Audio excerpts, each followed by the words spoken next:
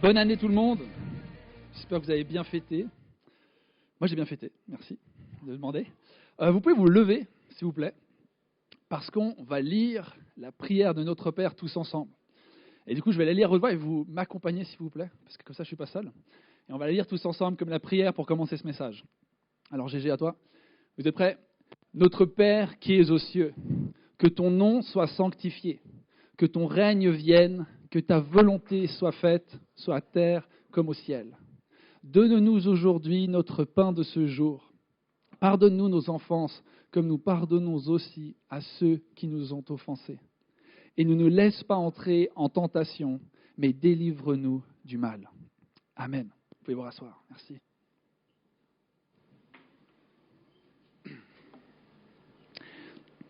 Trop bien, on va commencer cette série du coup sur la prière du Notre Père. Et c'est une belle, belle prière. Il y a qui ici dans la salle qui aurait pu la réciter sans qu'elle soit à l'écran ? Oh, pas mal, bravo. Bravo, vous êtes des bons chrétiens. Je suis fier de vous.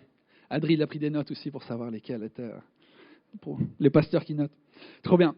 Cette prière, elle est belle et elle est profonde. Et moi, je vais être honnête avec toi. Cette semaine, en me replongeant dedans, je l'ai un peu redécouverte. Et c'est un peu mon moment où je ne suis pas hyper fier parce que j'ai fait 3 ans de théologie et je ne savais pas ça. D'accord ? Ça fait 27 ans que je suis chrétien et je ne savais pas ça. Du coup, je vais vous montrer ce que j'ai découvert qui m'a beaucoup plu.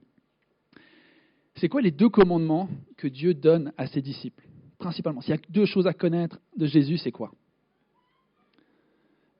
Pas tout de suite. Alors ça, c'est le deuxième. Aime ton prochain comme toi-même. Et tu aimeras ton Dieu de tout ton cœur. Aime ton Dieu de tout ton cœur, toute ta force, toute ta pensée. Et aime ton prochain comme toi-même. Est-ce que tu savais que ces 2 choses étaient dans la prière du Notre Père ? Non, moi non plus.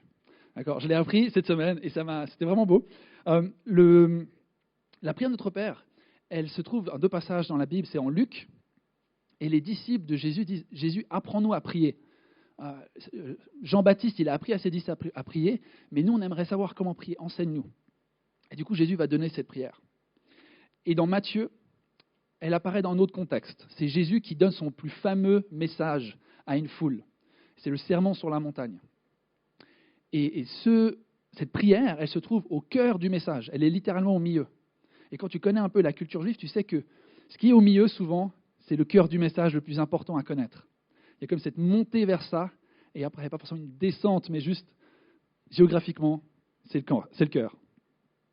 Et du coup, au milieu de cette prière, qu'est-ce qu'il y a ?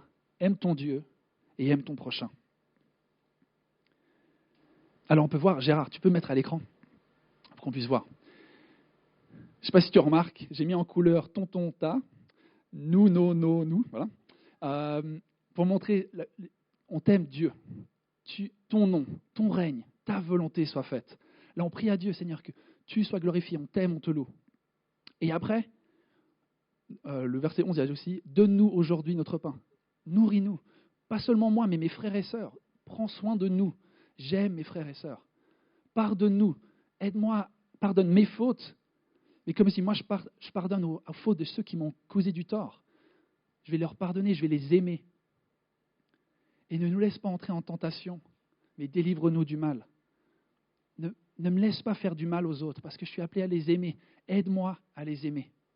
Aime ton Dieu, aime ton prochain.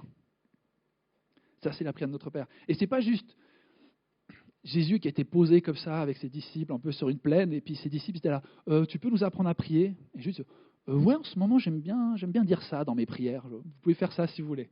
Ce n'est pas juste un peu une prière spontanée comme ça de Jésus, je ne crois pas que c'est ça. Je crois que c'est vraiment une prière que Jésus il a réfléchi. Et s'est dit, comment est-ce que je peux mettre le condensé de ce que je veux transmettre à l'humanité ? Et il l'a mis dans cette prière.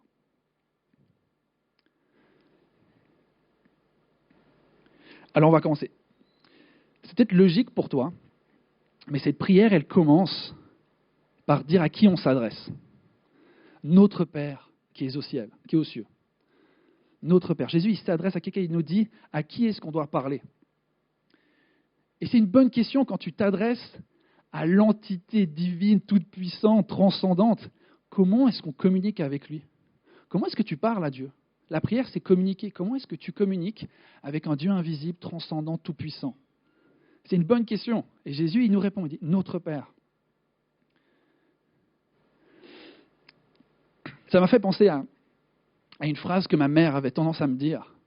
Alors, des 3 Favargé, c'est mes frères et sœurs, je suis un peu le bad boy de la famille. D'accord? On est très gentils, on reste des bons petits enfants, mais des 3, j'étais un peu le plus tumultueux. Voilà, j'ai fait des petites bêtises. Et une des choses que je faisais, c'était que je répondais pas mal à ma mère. Et ma mère, des fois, elle me disait une phrase qui m'énervait. Elle me disait, mais parle pas comme ça. Est-ce que tu parles comme ça à tes profs? Je disais, non. Parle-moi pas comme ça non plus. Je disais, mais t'es ma mère, t'es pas ma prof. Et ça m'énervait un peu. Mais maintenant, avec du recul, j'arrive à voir la sagesse de ma mère. Des années plus tard, ma mère essayait de m'enseigner quelque chose. Elle me disait, tu ne t'adresses pas à n'importe qui de n'importe quelle manière. Tu ne parles pas à n'importe qui de la même manière. Et ça, c'est évident, on le fait tous de manière très naturelle. Comment est-ce que tu parles à ton chef? Comment tu parles à ton prof? Comment tu parles à ton camarade, ton pote, ton collègue? On s'adresse d'une manière différente, non? On communique d'une manière différente. Et avec Mabi, des fois, on aime bien se poser cette question. Comment est-ce qu'on se parlait quand on n'était pas encore en couple? Tu te rappelles comment on était l'un avec l'autre quand on n'était pas proches? Ah ouais, on était un peu distants. Ou tu ne me calculais pas trop, moi je te calcule pas trop. Elle plutôt que moi, parce que je me suis fait friendzone pendant longtemps. Passons à la suite. Mais comment est-ce qu'on parlait l'un avec l'autre? Qui est-ce que j'étais pour elle et qui était-elle pour moi?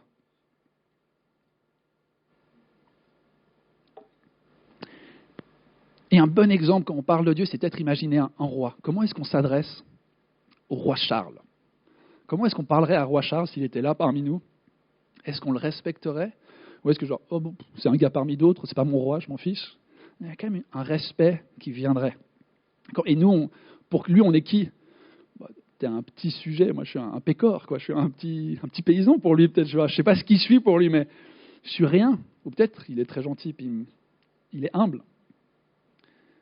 Mais qui il est va définir comment on s'adresse à lui.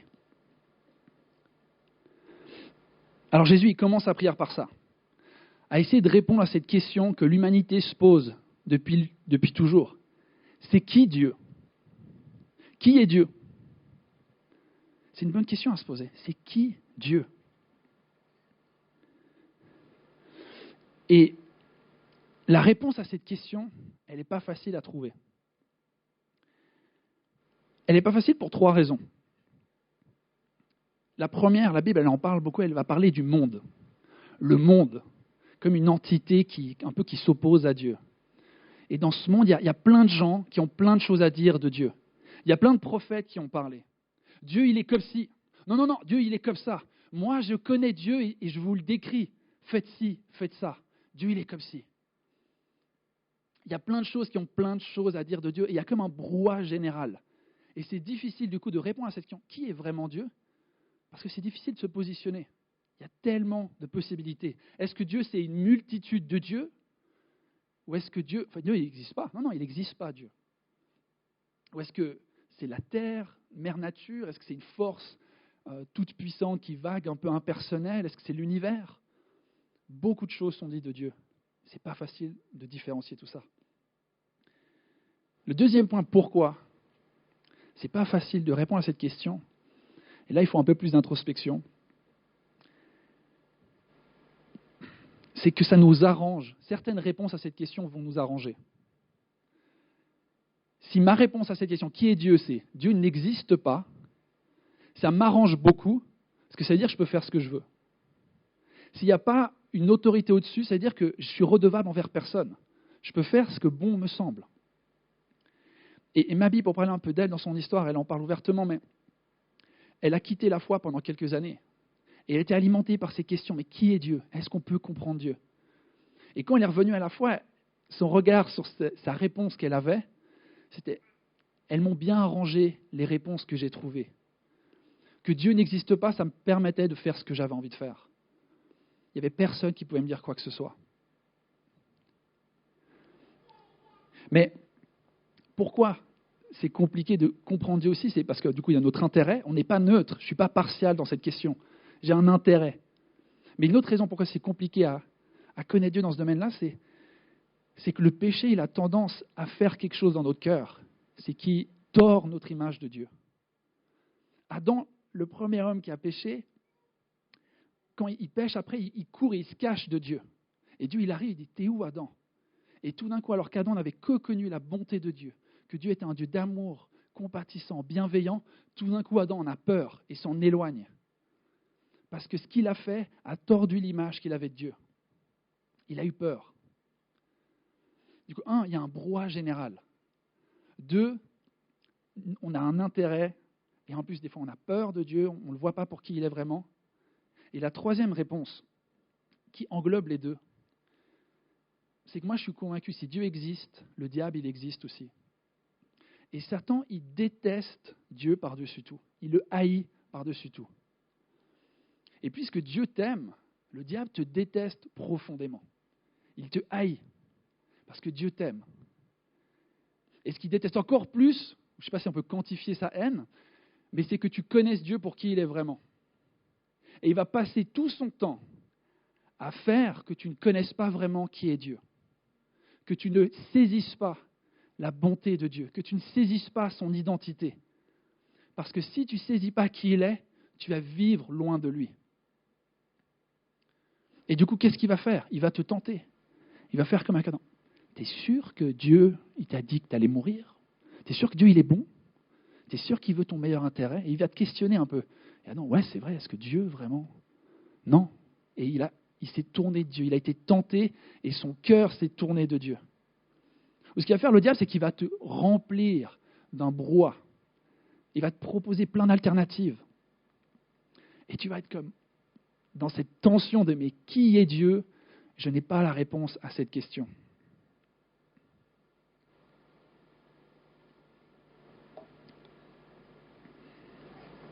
Alors Jésus entre dans la scène. Mais Jésus, ce n'est pas comme n'importe quel prophète. Ce n'est pas un homme qui dit « Moi, j'ai une révélation de Dieu. Moi, j'ai compris qui est vraiment Dieu et je vous le partage à vous, hommes et femmes. » Ce n'est pas la position qu'il prend Jésus. Il va en prendre une un peu plus folle, un peu plus osée. Jésus va dire « Moi, je suis Dieu. Moi, je suis Dieu. Et je vais vous dire qui je suis. » Jésus, ce n'est pas un homme qui décrit Dieu, c'est Dieu qui vient sur terre se décrire lui-même. Il vient se présenter. Il dit, vous parlez de moi depuis un long moment, mais vous ne me connaissez pas. Alors moi, je vais venir sur cette terre, comme vous et moi, charnel, dans le temps, à un moment donné. Et je vais dire, voilà qui je suis.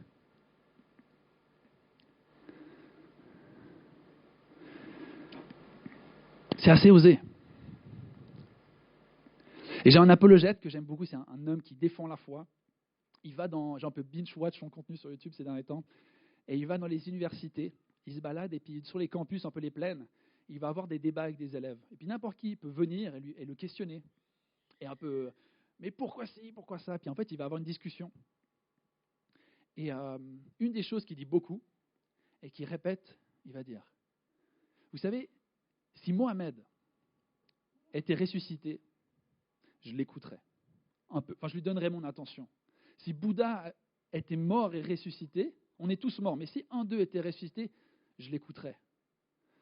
Si n'importe quel prophète était ressuscité, je lui prêterais mon attention.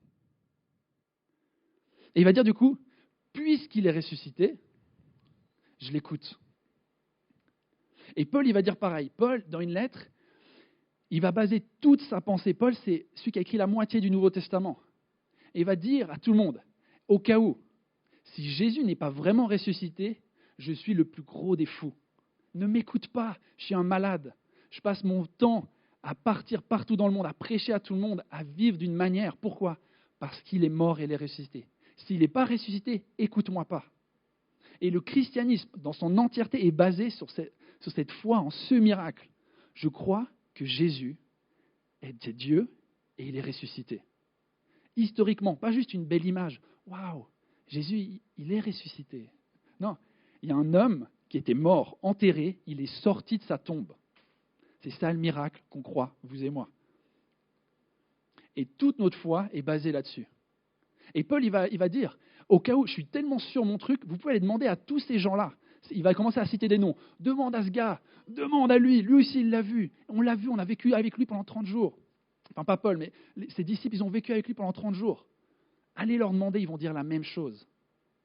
Et on va voir tous les disciples, pratiquement les 12, ils vont mourir pour leur foi. Ils vont mourir pour quelque chose qu'ils croyaient être vrai. Ils ne vont pas ils vont pas mourir pour un mensonge. En fait, ce serait cool que Jésus soit Dieu et mort et ressuscité.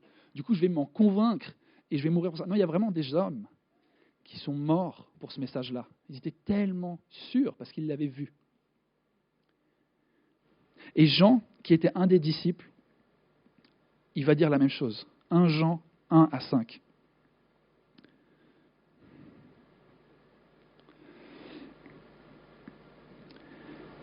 Ce qui était dès le commencement, ce que nous avons entendu, ce que nous avons vu de nos yeux, ce que nous avons contemplé et que nos mains ont touché, concernant la parole de la vie, nous vous l'annonçons. En effet, la vie s'est manifestée. Nous l'avons vu, nous en sommes témoins, nous vous l'annonçons, cette vie éternelle qui est auprès du Père et qui s'est manifestée à nous. Ce que nous avons vu et entendu, nous vous l'annonçons à vous aussi, afin que vous aussi, vous soyez en communion avec nous. Or, c'est avec le Père et avec le Fils que nous sommes en communion. Et nous vous écrivons cela afin que notre joie soit complète. Jean, c'est un disciple de Jésus, ça dit dans son évangile, il s'est posé sur le torse de Jésus. Il s'est reposé sur lui. Et c'est cet même qui dit, j'ai vu Dieu. Je l'ai vu, je l'ai touché, j'ai touché la vie éternelle. Elle s'est manifestée. J'étais en contact d'elle. Elle m'a parlé, elle m'a aimé. Il m'a enlacé comme un ami. Je l'ai vu. Et je l'ai vu mourir. Et après, je l'ai vu faire ce que personne n'a jamais fait. Je l'ai vu sortir d'une grotte.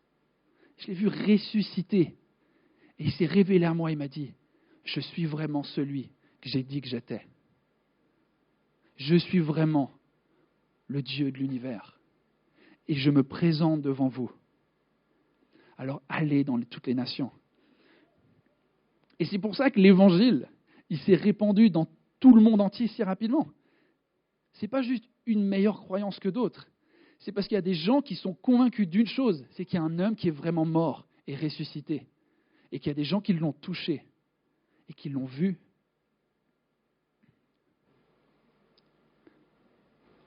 Je parlais cette semaine avec un ami qui aime beaucoup la philosophie et il est en quête de Dieu. Et il a eu un temps chrétien, maintenant plus, il se pose plein de questions. Il m'a dit, Cédric, les questions métaphysiques, elles sont inutiles. On n'arrive pas à les répondre. Il est trop haut, Dieu, pour qu'on y réponde à ces questions. Il est inaccessible, trop de gens disent trop de choses dessus.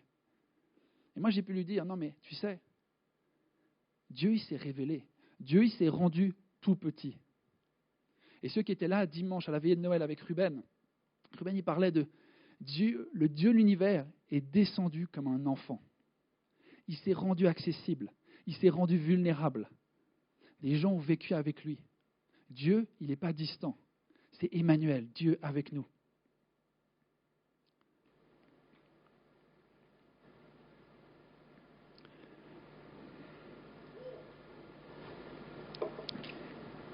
Alors c'est qui Dieu ? Dieu d'après Jésus, c'est un Père. Dieu pour nous, c'est un Père. Et il est comment ? Jésus dit, si tu me regardes moi, si tu vois ma propre vie, tu vois qui est Dieu. Il dit, regardez ce que j'ai fait. Moi, chaque personne que j'ai rencontrée, je les ai aimés.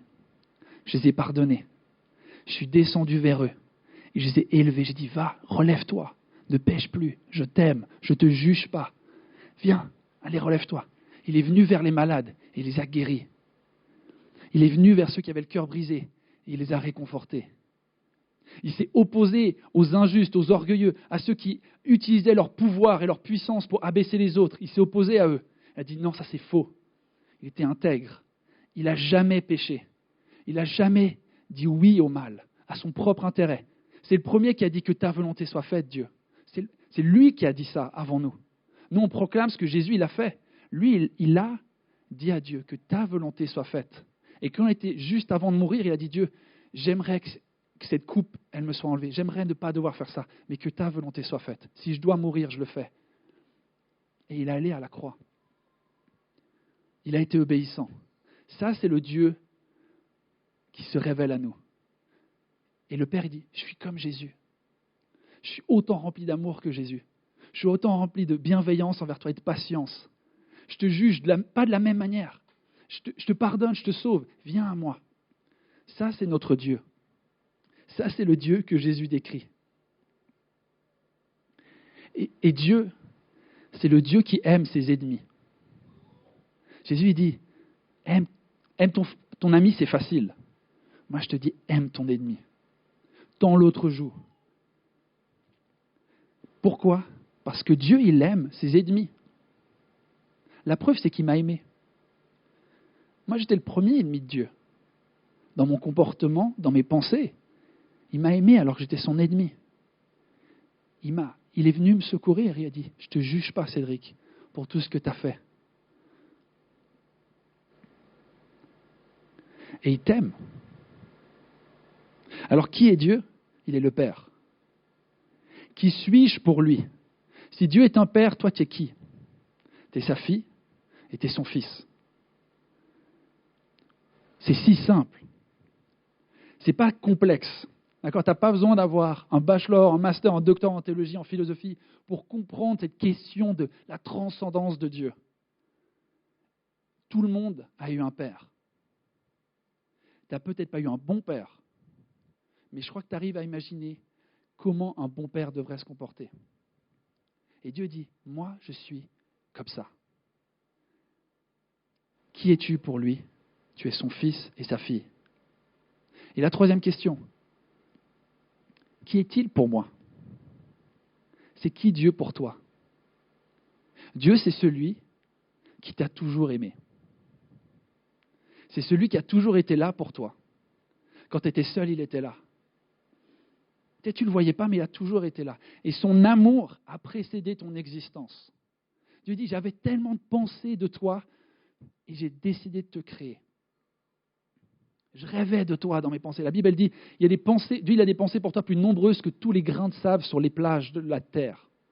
C'est comme ça que Dieu il pense de toi, il t'aime. Son amour a précédé ton existence. Et quand on revient à cette image d'un père, c'est simple. Il voit sa femme avoir un bébé qui grandit dans son ventre. Et là, je me réjouis de voir cet enfant. Je l'aime. J'aime ce qui est en train de se passer. Je me réjouis de pouvoir le porter. Avant que tu parles, avant que tu marches, avant que tu aies accompli des exploits dans ta vie ou des échecs, avant que tu aies fait toutes ces choses, Dieu disait, je t'aime. Je t'aime. Tu es mon fils, tu es ma fille. Alors il est un père, nous sommes ses enfants, et il est celui qui nous a toujours aimés.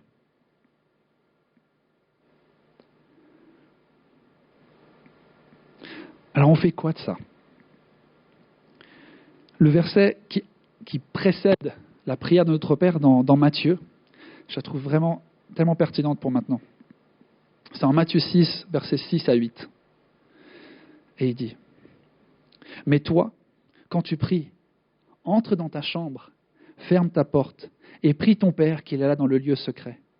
Et ton Père qui voit dans le secret te le rendra ouvertement. En priant, ne multipliez pas les paroles comme les membres des autres peuples. Ils s'imaginent en effet qu'à force de paroles, ils seront exaucés. Ne les imitez pas, car votre Père sait de quoi vous avez besoin avant que vous ne lui demandiez. »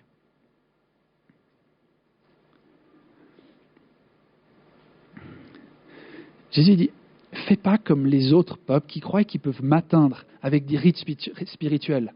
Je fais mes tant de prières par jour et en faisant ça, j'atteins Dieu. En lisant ma Bible, en priant, en allant à l'église, en faisant le bien. Là peut-être que je vais réussir à atteindre Dieu. Dieu, il n'est pas ému par tes actions. Pas de cette manière-là. Si tu veux avoir accès au cœur de Dieu, ce n'est pas le chemin à prendre. l'introduction de ce passage, c'était soyez pas comme ceux qui vont dans les rues, qui prient à haute voix devant tout le monde. Il dit non, toi, va dans ta chambre et ferme la porte. Ferme la porte. Et c'est quoi la chambre? C'est l'endroit où il n'y a personne qui te voit. C'est l'endroit où tu es nu. Tu enlèves tous les masques que tu as. Et tout d'un coup, tu es là, tu es fragile. Tu es toi-même, tu es avec tes angoisses, tes peurs, tes forces, tes échecs. Et Dieu, il te dit, moi, je veux te rejoindre ici. C'est là que ma relation avec toi commence. Et dans ce lieu où tes masques sont tombés, où tu es à nu devant moi, là, je veux t'aimer. Là, je vais être ton père. Je veux pas tous tes trucs, tu t'agites dans tous les sens. Non, je veux te connaître.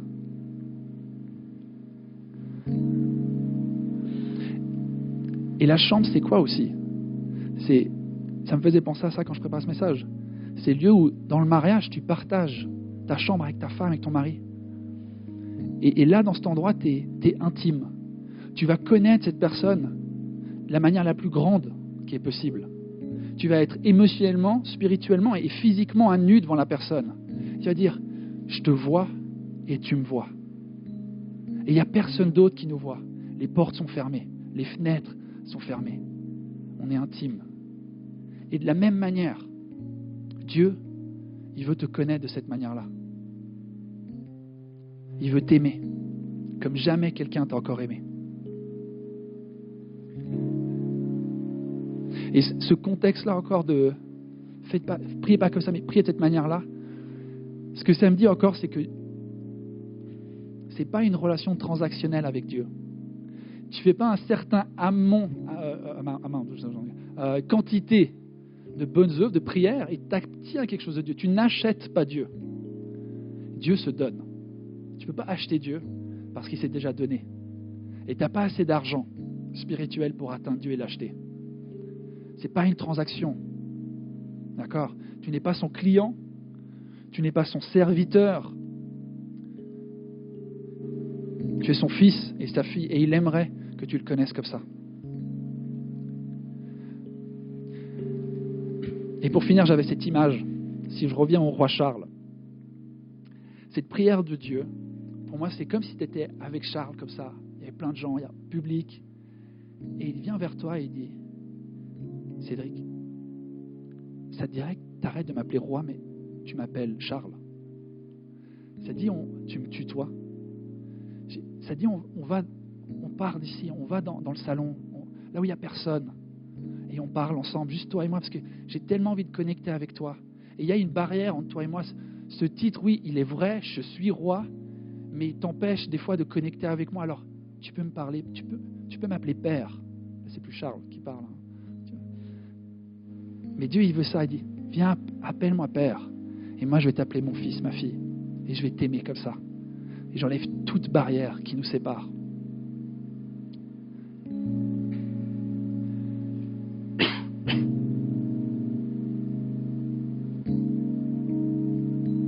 Alors j'aimerais donner l'occasion à des gens, peut-être dans cette salle, qui ont envie de faire un pas ce matin. Et pour ça, je vais demander à tout le monde juste de fermer les yeux, baisser la tête. Et on est tous ensemble, on est dans une foule, mais en même temps, on peut se retrouver dans notre chambre, dans notre tête, et être seul à seul avec Dieu. Et j'ai envie de t'encourager, sois le plus honnête possible maintenant avec toi-même. Essaye de chercher cette neutralité dans cette question, mais qui est Dieu pour moi? Et si tu sens qu'il y a quelque chose dans ton cœur qui est en train de se passer, tu es là, mais en fait, je veux plus, j'ai envie de suivre ce Jésus, ce gars qui parle de Dieu, qui le décrit comme un bon père. J'aimerais le suivre. Et si tu es en train de ressentir ça, la Bible, elle dit que personne ne vient à Dieu sans que le Père ne l'ait attiré. C'est-à-dire que Dieu, il est en train de t'attirer à lui. Il est en train de dire, viens vers moi. Il est en train de t'attirer par son esprit. Et j'aimerais te donner l'occasion de répondre à ça. Alors qu'on a les yeux fermés, que personne ne te regarde, si c'est toi et tu veux faire un pas ce matin, je t'encourage à juste lever la main comme une réponse à cette invitation. Réponds à Dieu. Réponds à ton roi. Réponds à ce Père qui se donne à toi. Amen. Amen. Amen. Et peut-être qu'il y a d'autres gens dans cette salle pour un deuxième appel, ou pour X ou Y raison, alors que tu connais déjà Dieu, tu connais déjà Jésus, mais ton cœur, il a oublié qui il est vraiment. Et il a perdu de vue l'essentiel. Et Dieu, qui est un bon père, tout d'un coup, est devenu un juge méchant qui est dangereux pour toi et qui veut ton malheur, ou dont tu dois le fuir. Et j'aimerais te donner l'occasion aussi de juste lever la main. Si tu es en train de fuir Dieu, si tu as besoin de revenir à lui, tu lui redédies ta vie, lève juste la main comme une réponse à Dieu. Dis, ok Dieu, je me rappelle de qui tu es. Je me rappelle de qui tu es. Amen.